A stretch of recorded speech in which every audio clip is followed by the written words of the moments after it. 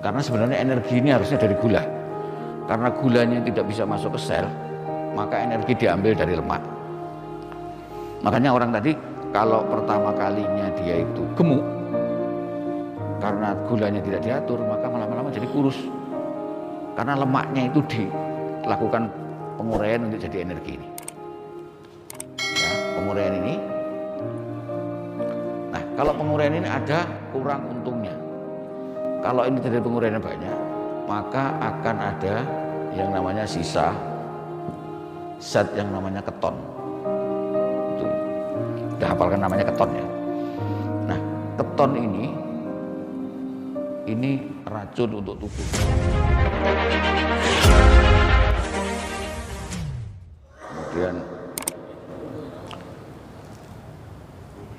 kita akan melanjutkan pembahasan tentang penyakit-penyakit seseorang untuk lebih mudah terkena corona. Di antaranya ada penyakit penyerta, yaitu mungkin ada kencing manis, ada asma, ada tekanan darah tinggi, ada stroke. Di antaranya itu. Kemudian tentang penurunan kekebalan. Jadi penurunan kekebalan juga menjadi faktor. Biasanya penurunan kekebalan itu terjadi pada saat seseorang mengalami stres fisik maupun stres psikis. Jadi orang yang stres fisik artinya dalam kecapean yang sangat atau stres yang cukup signifikan, itu menurunkan daya tahan tubuh, menurunkan kekebalan.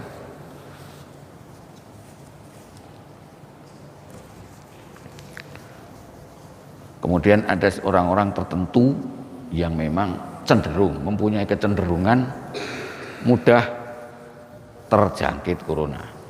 Itu karena sifat individu. Kenapa satu cenderung begini, ya itulah. Ada kecenderungan itu. Di samping itu, ya faktor masyarakat, perilaku secara keseluruhan, bagaimana dengan protokol kesehatan diterapkan. Apalagi ada yang tidak percaya mana ada corona, kalau ada saya pegang katanya. Nah, itu susah itu. Ya, ada. Mana ada corona? Kalau ada corona mau pegang saya katanya. Ya, begitulah kira-kira bermacam-macam sikap masyarakat terhadap corona ini, sehingga apa?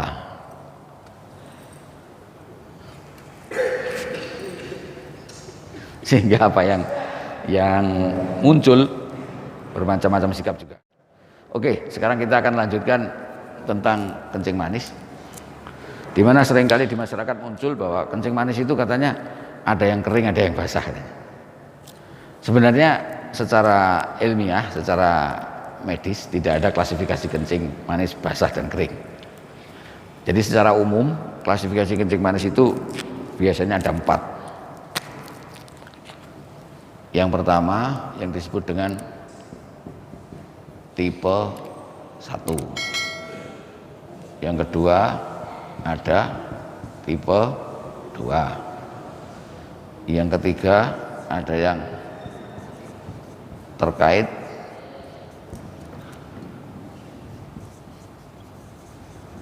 kurang gizi. Yang keempat terkait dengan kehamilan. Ada 4 ya.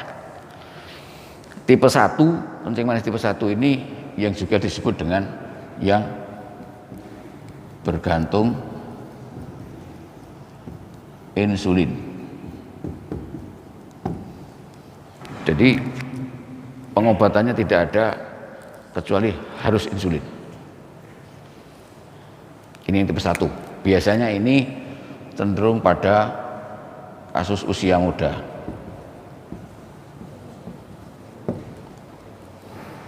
Usia muda itu biasanya masih ada yang belasan, ada yang 20-an. Itu sudah ada kencing manis. Ini biasanya pada usia muda, ini karena memang di dalam tubuhnya kurang insulin. Jadi insulinnya cuma sedikit. Biasanya kalau insulin sedikit ini karena gangguan pabriknya insulin terganggu. Usia muda, pabrik insulin terganggu. Itu adalah yang ini, yang tipe 2 ini biasanya yang tidak tergantung insulin, tak bergantung insulin. Ini biasanya pada usia di atas 40-an, yang banyak di atas 40 tahun. Ya biasanya karena ada yang kegemukan, yang banyak itu. Kegemukan ini risiko.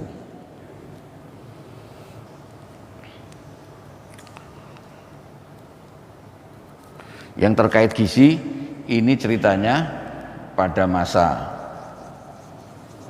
anak-anak kurang gizi, sehingga menyebabkan kerusakan pada pabrik insulin. Jadi kalau anak-anak pada pernah kurang gizi, suatu ketika nanti bisa jadi kencing manis. Yang ini terkait dengan hanya pada masa hamil.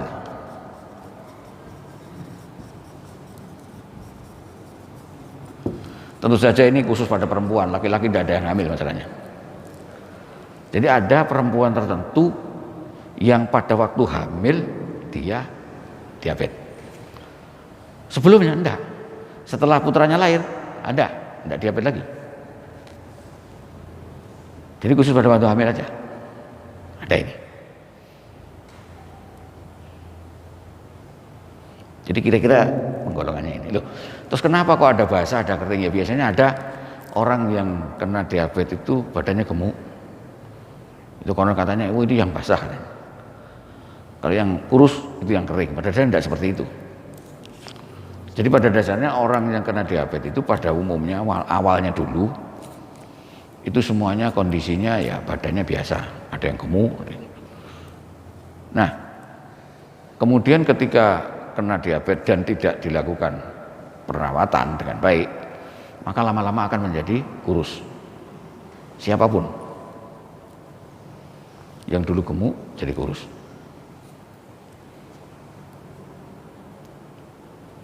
Sehingga lama-lama jadi menjadi kurus yang dulu gemuk.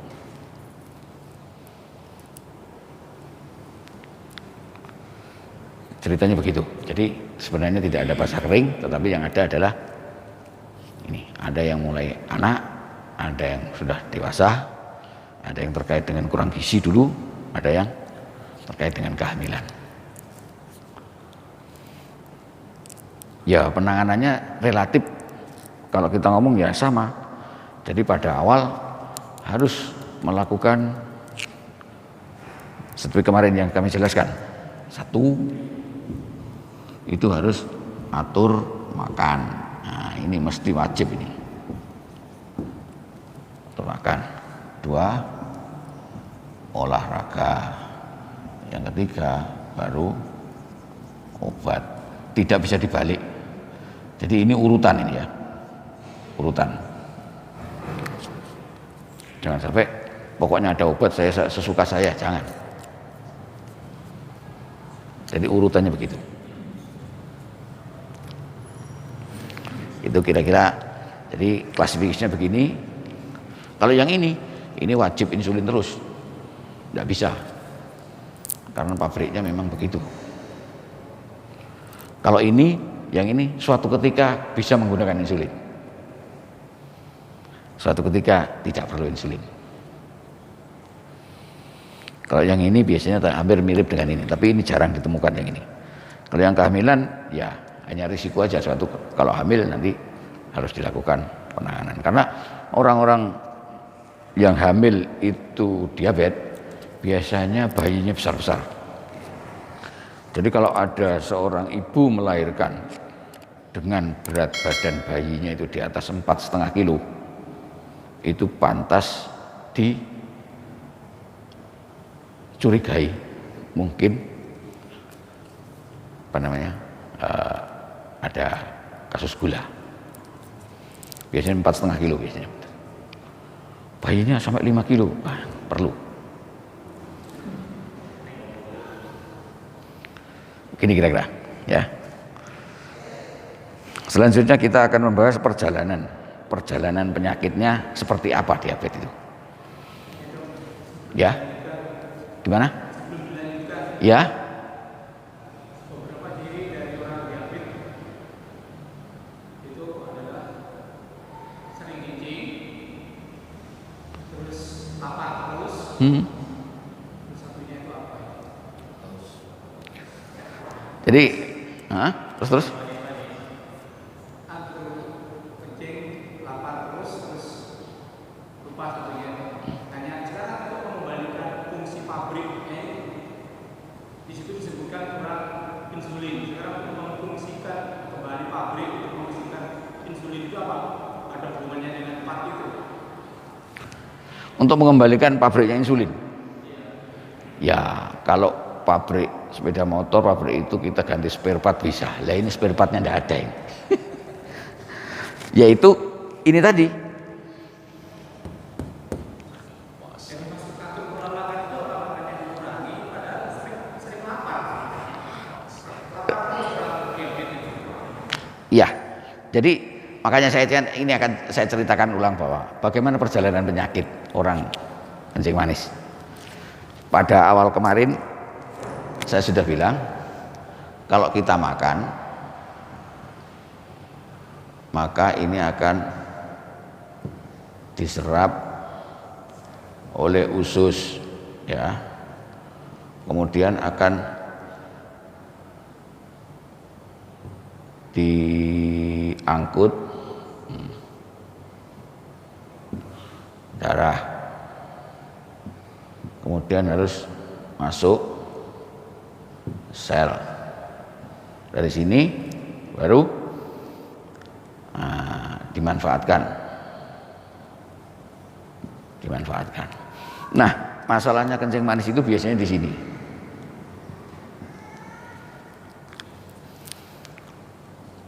Tidak bisa masuk ini karena insulin. Ya, tidak bisa masuk ke sel. Jadi makanan ini tidak bisa masuk ke sel. Oleh karena itu di sini gulanya karena bisa masuk ke sel. Karena tidak bisa masuk ke sel, maka orang kencing manis itu lapar terus. Karena sebenarnya yang merasakan lapar itu adalah sel. Cuma orang ngomong perut saya lapar, itu sebenarnya perintah dari sel, perintah sel ke otak ngomong bahwa kita lapar. Karena tidak bisa masuk, maka lapar terus. Ya kan? Karena ini selnya kurang gula ya. Di sini gulanya kurang, maka dia lapar terus. Karena lapar terus, dia makan terus.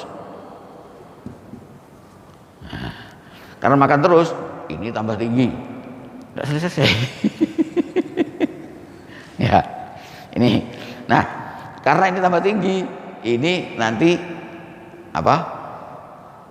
Kencing terus. Gula tinggi, maka dia masuk kencing, ikut kencing terus. Karena kencing terus, maka haus terus. Haus ya, haus terus. Terus minum terus. Iya. Minum terus. Ini rangkaiannya gitu, minum terus. Jadi ceritanya begitu jadi. Nah, karena ini juga begini, tidak bisa masuk sel.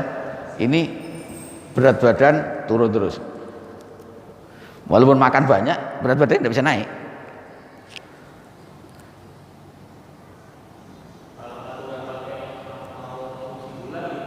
Gimana?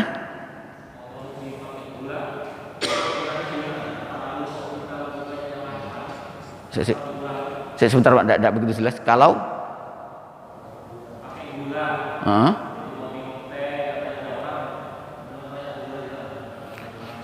kalau orang kencing manis tidak boleh pakai gula Pak, tidak boleh pakai gula. Karena ya itu tadi, ini loh, tidak bisa masuk ini loh masalahnya. Makanya diatur ini, makannya diatur. Aturan makan ini ada 3 kemarin. 1, jumlahnya itu harus diatur, tidak boleh makan. Wah, ya tidak apa-apa Pak, tidak masalah, tidak masalah. Ya orang beranggapan boleh saja, tapi secara ilmiah tidak demikian. Ya, jadi ini diatur makan jumlahnya, jadwalnya, jenisnya. Jadi orang makan tidak boleh saya sampai kenyang, tidak boleh. Satu hari harus 3 kali makan biasa, 3 kali. Takarannya juga di ini, jumlahnya ini takarannya di jenisnya, gula tidak boleh. Itu dah. Saya ulang kemarin ini ya. Jadi ini atur makannya begitu, atur makannya. Tidak boleh. Jadi ini adalah, nah dari perjalanan ini biasanya awalnya itu ya ini, kencing banyak, lapar terus, makan terus, kurus tapi tambah kurus ya. Kencing banyak, makan banyak, lapar terus ya, lapar terus ini ya, berat badannya menurun. Ini paling awal biasanya itu. Kalau orang bisa mengenal sampai gini, maka komplikasi-komplikasi yang berikutnya akan bisa dicegah lebih. Nah biasanya ini orang-orang tidak sadar kalau biasanya akan muncul yang namanya komplikasi-komplikasi awal. Nah secara umum komplikasi diabetes itu ada 2 kasusnya. 1 terkait dengan urat darah. Yang kedua terkait dengan saraf. Ada 2 ini. Jadi orang kencing manis kalau tidak dikeluarkan, maka urat darahnya itu akan mengalami kerusakan. Ya pembuluh darah. Pembuluh darah akan mengalami kerusakan. Sedikit demi sedikit. Yang kedua, saraf juga akan mengalami kerusakan sedikit demi sedikit.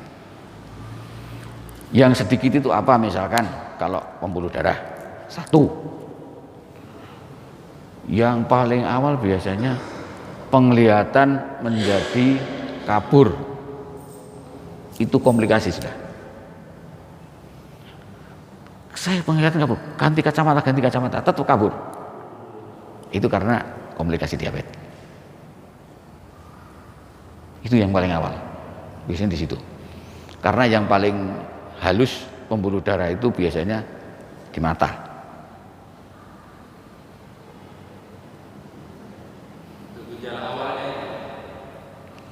Gejala awalnya yang tadi, makan banyak, kencing banyak, ya, minum banyak. Nah, berat badan ini awalnya. Nah, kalau sudah penglihatan kabur, itu sudah komplikasi. Tuh, komplikasi awal tentang saraf itu biasanya kesemutan. Kesemutan yang tidak selesai-selesai. Hah? Iya sama. Kesemutan. Jadi kesemutan dengan yang awal itu, seringkali ditemukan pada kasus-kasus itu. Nah, karena ini komplikasinya begini, maka ini bisa mengenai seluruh tubuh,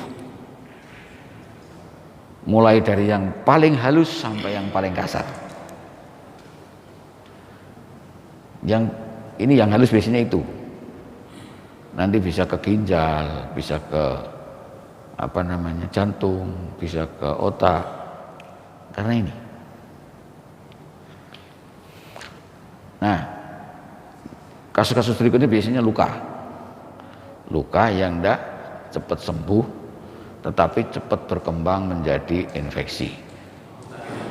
Pantas diduga, ya belum tentu antipasi, jangan semuanya diantipasi, tidak. Biasanya orang luka yang dalam 3 hari, luka itu sudah menjadi murnang, tidak karuan, 1 kaki bisa murnang, pantas diduga itu. Loh, kenapa kok cepat kalau luka itu infeksinya cepat berkembang? Ya karena satu, di situ ada gangguan di pembuluh darahnya. Di situ sel-selnya kekurangan gula, tapi darah banyak gula. Dengan darah banyak gula itu juga makanan untuk kuman-kuman penyakit, sehingga infeksinya cepat. Biasanya orang-orang diabetes kalau infeksi itu dalam 3 hari sudah tidak karuan sudah, kalau gulanya tidak ini. Makanya itu seringkali efeknya itu menjadi begitu fantastis. Monggo. Mungkin kaitannya juga mempengaruhi alat vital. Oh, alat vital, ya. Iya. Ya, alat vital itu juga pengaruh karena ya ini. Karena alat vital kita laki-laki ya. Kenapa bisa membesar? Kenapa? Itu karena ada aliran darah. Jadi yang membuat senjata kita itu menjadi besar karena aliran darah ke situ. Aliran darah. Nah, kalau pembuluh darahnya terganggu, aliran darahnya juga terganggu. Tuh. Kalau sarafnya terganggu, ya ini tidak begitu bisa merasakan. Nah, jadi ya loyo. Itu terganggu. Dan itu tidak mudah mengembalikan fungsi itu.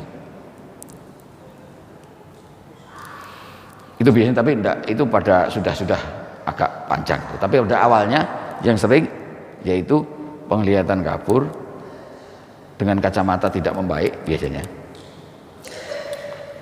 Kesemutan, itu yang paling sering. Luka-luka tidak sembuh, justru cepat infeksi. Gampang mudah infeksi itu. Kalau selanjutnya banyak, termasuk risiko corona itu.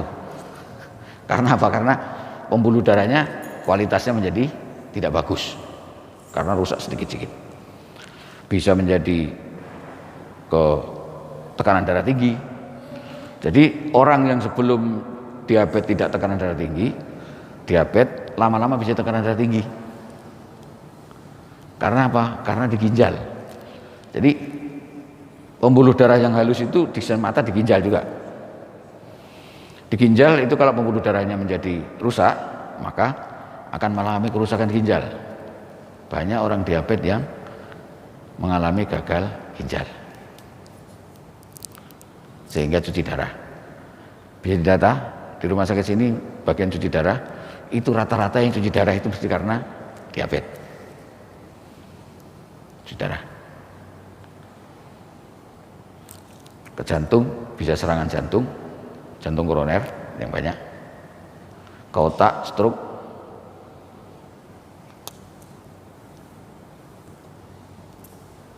Kemudian yang luka-luka itu, kalau luka-luka ya ada yang sampai diamputasi, tapi tidak semuanya langsung diamputasi. Makanya itu kasus-kasus yang ini mau tidak mau nomor satu orangnya itu mesti harus sadar bahwa penyakit saya ini bukan datang dari mana-mana, tapi datang dari tubuh saya sendiri. Ya itu tadi, bisa karena tipe 2, tapi yang banyak ada tipe 2. Yang tipe 1 itu tidak begitu banyak, yang banyak tipe 2. Ya karena perilaku, sekali lagi yang banyak itu. Perilaku tidak mau bergerak, perilaku makan yang tidak sesuai dengan aturan. Pokoknya enak, saya punya duit, makan. Makan. Tidak sesuai aturan, ya. Itu yang banyak di situ. Makanya itu jadi komplikasi bisa meliputi semuanya. Nah, ini ada ya. Bagaimana kalau misalnya tadi dikatakan maka ini apakah penyakit pada orang yang penyakit diabetes itu ada larangan untuk Gimana Pak maksud Pak? kalau penyakit diabetes itu kan makannya 3 kali. Kemudian bagaimana dengan puasa? Puasa. Oh iya, oke. Jadi orang diabetes bagaimana dengan puasa? Kalau menurut kaidah medis, puasa pada orang diabetes itu nomor 1, gulanya harus sudah terkontrol duluan. Jangan sampai dalam keadaan gula yang tidak terkontrol kita puasa. Itu sebenarnya. Maaf ini dilanjut ya karena ada pertanyaan itu tadi. Jadi gini, kalau orang diabetes dalam keadaan gula tidak terkontrol dia puasa, ini agak sedikit mikir ini.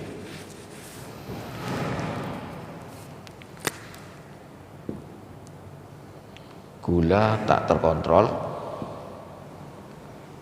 artinya ini belum bagus ya kenormalannya, maka ini akan yang disebut dengan terjadi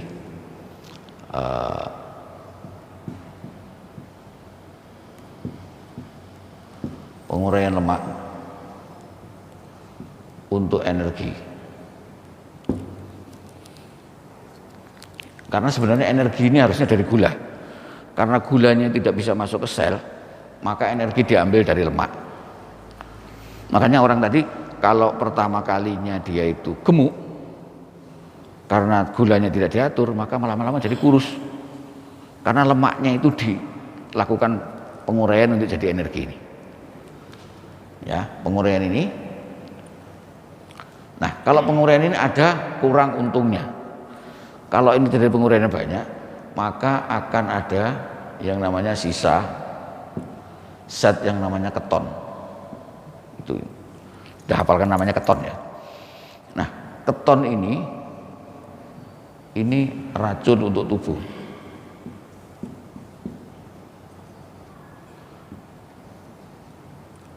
Racun untuk tubuh. Suatu ketika kalau ketonnya numpuk banyak, orang bisa koma karena keracunan keton. Makanya itu kalau mau puasa, tolong ini mestinya diatur dulu gulanya. Berapa saya gula? Kalau gula sudah diatur, silakan puasa.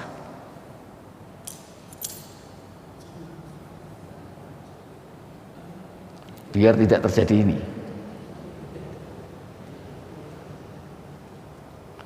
Mengatur gula ya dengan kembali lagi atur makan, olahraga, kalau perlu baru obat. Dengan itu baru kita puasa.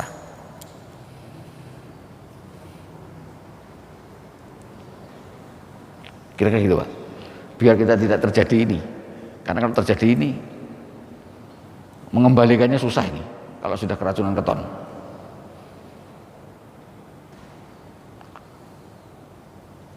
Itu jelas gitu.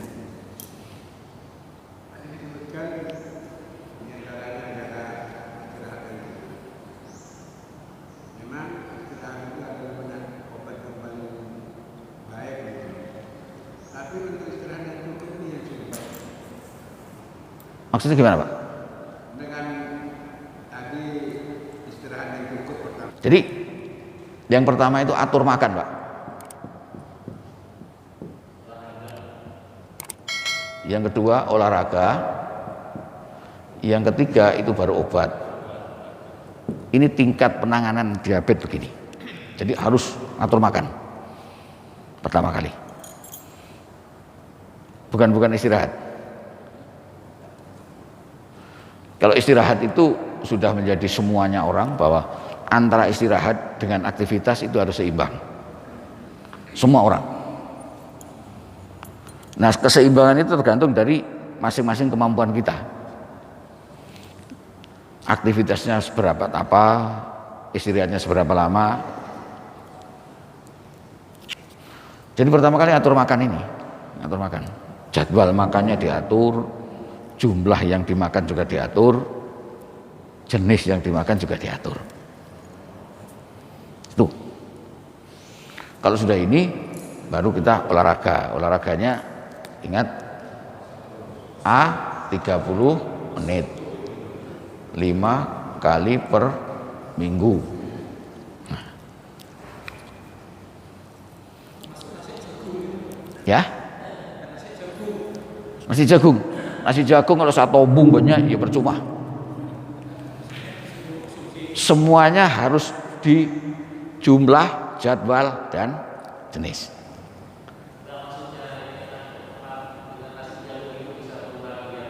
Tidak ada. Tidak ada.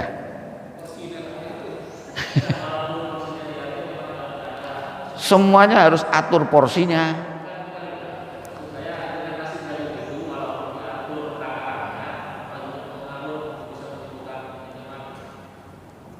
Kencing manis tidak ditimbulkan karena makan nasi jagung, Pak. Karena itu tadi yang tidak bisa masuk ke sel tadi. Itu sebabnya di situ. Bukan karena nasi jagung. Jadi bukan karena kita makan nasi putih banyak kemudian jadi kencing manis, enggak. Maksudnya bisa menyembuhkan, Pak. Menyembuhkan apa? Katanya kalau makan nasi jagung itu bisa menyembuhkan diabetes. Enggak ada. Enggak ada. Tetap 1, 2, 3 ini. Tidak ada. Ya? Ya karena itu pokoknya harus atur makan, olahraga, baru obat. Intinya begitu.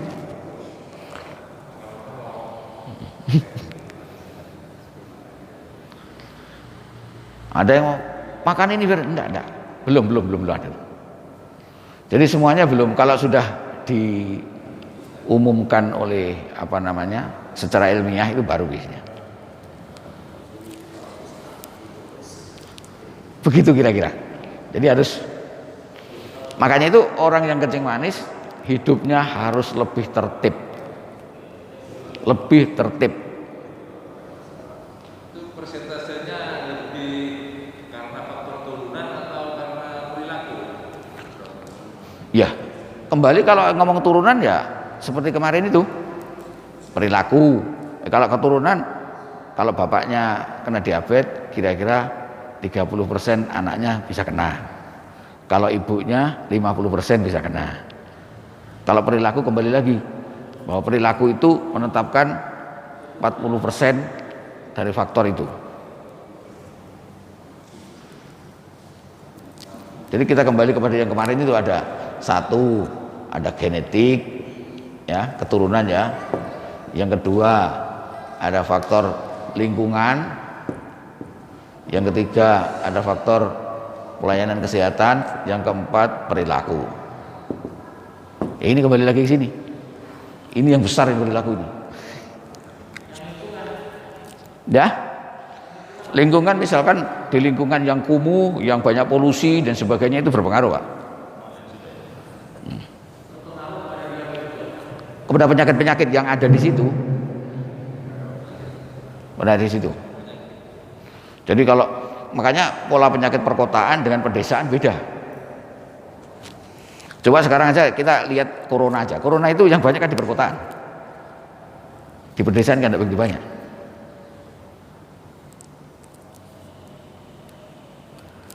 Apalagi demam berdarah, banyak di perkotaan. Karena lingkungannya beda. Ya Pak. Ini kalau tadi harus melalui Yang dikatakan diabetes itu harus ditegakkan dulu. Apakah orang itu benar diabetes atau enggak? Satu. Ya. Ada tata caranya. Oh ini diabetes, ini bukan. Satu. Yang kedua, di dalam tumbuh-tumbuhan itu memang banyak terkandung zat-zat yang sebagai obat, yang sementara ini masih campur. Artinya ada tumbuh-tumbuhan yang untuk kencing manis, ada tumbuh-tumbuhan untuk sakit liver, ada tumbuhan dan sebagainya. Ada itu memang. Tetapi kita mengatakan bahwa kalau misalkan ini orang ini menjadi bagus karena ini, tolong ditegakkan dulu dari awal. Apakah benar atau enggak? Nah kalau tidak ditegakkan benar dengan anu ya kita tidak bisa ngomong. Artinya prinsip ilmiah itu begitu. Kalau cuman oh saya minum ini menjadikan, memang kebanyakan tumbuh-tumbuhan itu sifatnya untuk menjaga.